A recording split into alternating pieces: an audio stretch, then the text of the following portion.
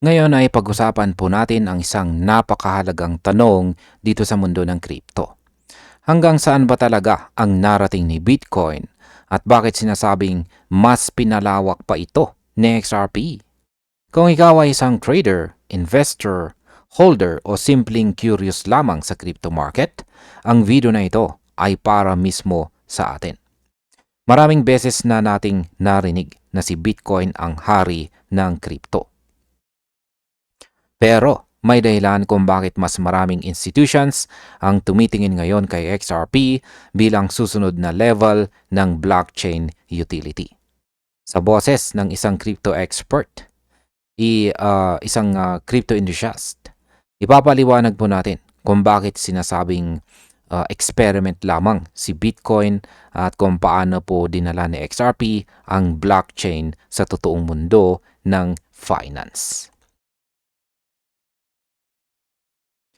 At ayan, ano nga bang ibig sabihin ng experiment? Yan, ano nga bang ibig sabihin na experiment itong si Bitcoin? Si Bitcoin ang unang nagpatunay na posible ang decentralized money. Walang bangko, walang middleman, pure na peer-to-peer value transfer. Isa itong napakalaking innovation sa finance. Parang unang cellphone na kayang tumawag kahit walang landline. Pero bilang experiment, may limitasyon talaga siya. Ang design po ni Bitcoin ay nakafocus sa security at saka decentralization kaysa sa bilis. Dahil po sa proof of work system, umaabot ng 10 minuto o higit pa ang confirmation ng isang transaction. Kapag congested ang network, umaabot pa ito ng 1 oras. Para sa atin bilang mga users, hindi ito ideal para sa pang-araw-araw na bayaran. Ngayon bakit hindi po swak si Bitcoin sa modern payments? Kapag tinignan po natin si Bitcoin bilang tao, para siyang matatag na bantay. Mabagal gumalaw pero sobrang hirap tibagin. Ang problema, ang modern financial system ay nangangailangan po ng speed at saka efficiency. Isipin mo, magbabayad ka ng kape. Hihintayin mo ba ng 30 minuto ang confirmation? Sa cross-border payments, mas lalong nagiging issue ang mataas na fees. Kapag mataas po ang network activity, tumataas din ang transaction cost. Para po sa atin, bilang mga traders at saka investors, maganda si Bitcoin bilang store of value.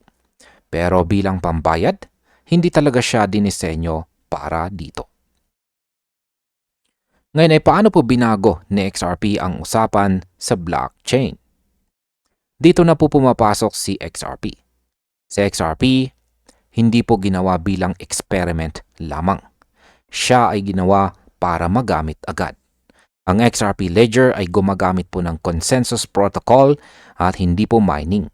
Ibig sabihin walang competition ng computers, walang energy waste, ang transaction ay nagsisettle sa loob lang ng 3 hanggang 5 segundo. Para po sa atin, parang instant transfer na. Kaya niyang mag-process ng hanggang 1,500 transactions kada segundo. Kumpara kay Bitcoin na nasa 7 lamang. Dito makikita na si XRP ay mas praktikal sa totoong mundo. Ngayon, bakit po ba mahalaga ang mababang fees ni XRP para sa atin?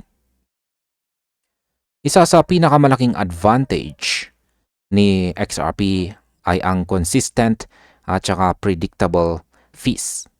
Hindi tulad po ni Bitcoin na biglang tumataas ang bayad kapag busy ang network. Para sa mga institutions, napakahalaga po nito. Alam nila kung magkano ang gastos, walang surprise. Para sa atin bilang mga investors, ibig pong sabihin nito ay mas stable ang paggamit. Ang disenyo po ng XRP ay swak sa cross-border remittances, lalo na sa mga bansa na umaasa sa mabilis na padala ng pera. Sa ganitong paraan, mas nagiging kapaki-pakinabang sa XRP kaysa speculative lamang. Ngayon ay paano po pinagdudugtong ni Ripple ang traditional finance at saka blockchain? Hindi lamang po tech ang binuo ni Ripple, kundi relasyon. May partnerships po sila sa mga institutions tulad ng Santander at saka SBI Remit. Ibig sabihin, ginagamit na sa XRP sa totoong settlement, hindi lang pang white paper. Ginagamit sa XRP bilang bridge currency. Siya ang nag-uugnay sa iba-ibang mga fiat currencies. Para po sa atin, ibig sabihin nito ay mas mabilis na liquidity, mas kaunting friction. Ang XRPL ay may kakayan din sa tokenization at saka smart contract-like functions. Kaya handa po siya sa mas komplikadong financial use cases.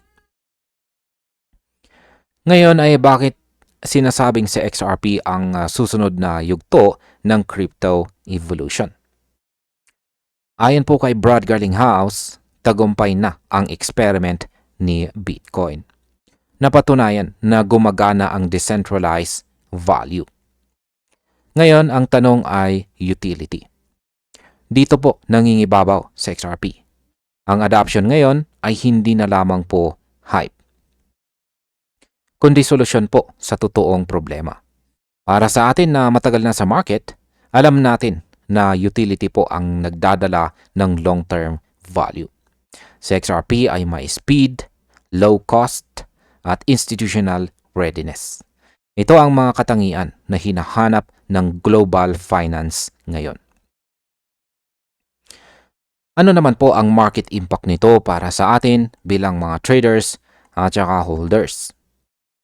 Ayan, kapag ang isang crypto ay may real-world use, iba po ang market behavior nito. Hindi lang siya nakaasa sa speculation. Para po sa atin bilang mga traders, mas malinaw po ang narrative. Para po sa mga holders o hodlers, mas may dahilan para magtiwala sa long term. Ang institutional integration ng XRP ay nagdadala ng credibility at saka volume. Kapag pumasok po ang malalaking players, iba ang galaw ng presyo. Hindi po ito instant pump, pero mas sustainable. Kaya mahalagang maintindihan po natin kung nasaan ang tunay na value. At bilang panghuli, ay ano naman po ang aking masasabi tungkol dito? Para po sa akin, si Bitcoin ay parang pundasyon ng isang gusali. Matibay, mahalagang mahalaga, pero hindi po siya ang buong building. Sa XRP ang nagdadagdag ng mga palapag.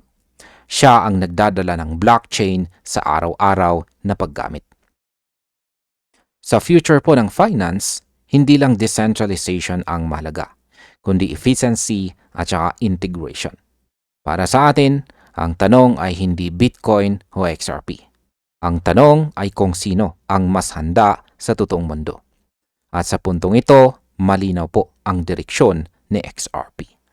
At ayun, hanggang dito na lamang po tayo sa video na ito mga ka-crypto. Maraming salamat sa panunood.